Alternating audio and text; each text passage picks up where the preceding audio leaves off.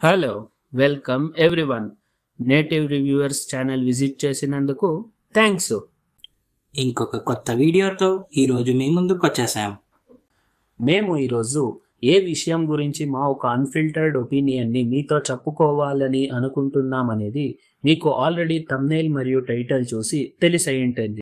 శర్వానంద్, సంయుక్త మెనన్, సాక్షి వైద్య మరియు రామ్ అబ్బరాజు గారి దర్శకత్వంలో వచ్చిన నారీ నారీ నడుమ మురారి గురించి మా ఒక అన్ఫిల్టర్డ్ ఒపీనియన్ ని మీతో పాటు షేర్ చేసుకుంటున్నాను.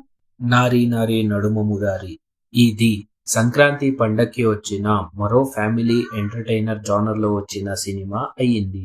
ఈ సినిమా స్టార్టింగ్ అయినప్పుడు ఒక ఇంట్రెస్టింగ్ వేలో స్టార్ట్ అవుతుంది. అక్కడక్కడ పంచింగ్ లైన్స్ మరియు జనరిక్ హ్యూమర్ ఏముంటది, అది బాగానే పండి ఫస్ట్ హాఫ్ బాగానే సాగుతుంది. సెకండ్ హాఫ్ కొంచెం లాగ్ అని అనిపించినా కూడా క్లైమాక్స్ వచ్చేసరికి కొంచెం ఎమోషనల్ అయ్యి ఓవరాల్ ఇది ఒక యావరేజ్ సినిమా అన్నదే మా ఒక అన్ఫిల్టర్డ్ ఒపీనియన్. నారీ నారీ నడుమ మురారి సినిమా స్టోరీ విషయానికి వచ్చేటైతే, గౌతమ్ అనే ఒక అబ్బాయి కాలేజ్లో ఒక అమ్మాయిని ప్రేమించి రిజిస్టర్ మ్యారేజ్ చేసుకుని వదిలేసింటాడు.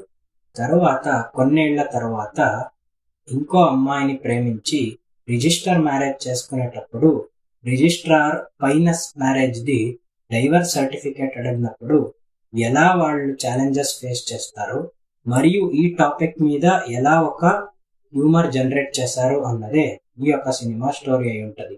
ఇంకా ఈ సినిమా క్యాస్ట్ విషయానికి వచ్చేటైతే హీరో శర్వానంద్ గారు మెయిన్ లీడ్ రోల్ లో ప్లే చేశారు. శర్వానంద్ గారు చాలా రోజుల తర్వాత ఒక ఫ్యామిలీ ఎంటర్టైన్మెంట్ జానర్ లో ప్లే చేసి తమ కోర్ స్ట్రెంగ్త్ అయిన క్యారెక్టరైజేషన్ పైన వర్క్ చేసి చాలా బాగా పర్ఫామ్ చేసి వాళ్ళ క్యారెక్టర్ కి జస్టిఫై చేశారు అన్నదే మా ఒక అన్ఫిల్టర్డ్ ఒపీనియన్. ఇంకా ఈ సినిమా ఫీమేల్ లీడ్ అయిన సంయుక్త మెనన్ మరియు సాక్షి వైద్య గారి విషయానికి వచ్చేటైతే, గ్లామర్ తోనే కాకుండా పర్ఫార్మెన్స్ తో కూడా పండక్కి డీసెంట్ గా జనాల్ని ఎంటర్టైన్ చేశారు అన్నదే మా ఒక అన్ఫిల్టర్డ్ ఒపీనియన్.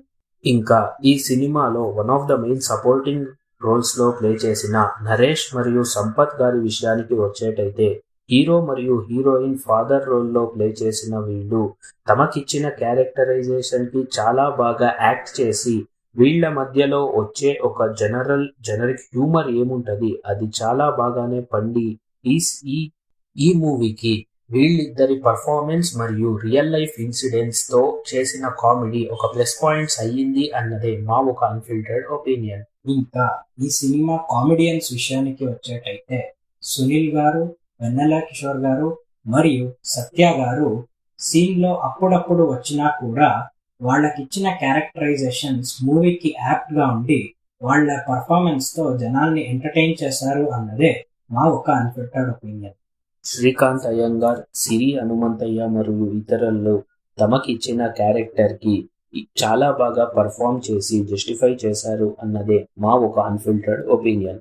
ఇంకా ఈ సినిమా క్లైమాక్స్ లో స్పెషల్ క్యామియోలో చేసిన శ్రీ విష్ణు గారి క్యారెక్టర్ కూడా చాలా బాగా వర్కౌట్ అయింది అన్నదే మా ఒక అన్ఫిల్టర్డ్ ఒపీనియన్. నారీ నారీ నడుమ Murari captain of the ship director Ram Abbaraju గారి విషయానికి వచ్చేటైతే, వాళ్ళ ప్రీవియస్ మూవీస్ లాగానే ఒక సింపుల్ స్టోరీ లైన్ ని పెట్టుకుని దాన్ని చుట్టూరా జరిగే ఒక హ్యూమరస్ జర్నీ ఏముంటది దాన్ని ఈ సినిమాలో చాలా బాగానే రాసుకుని పోర్ట్రే చేశారు అనే చెప్పాలి.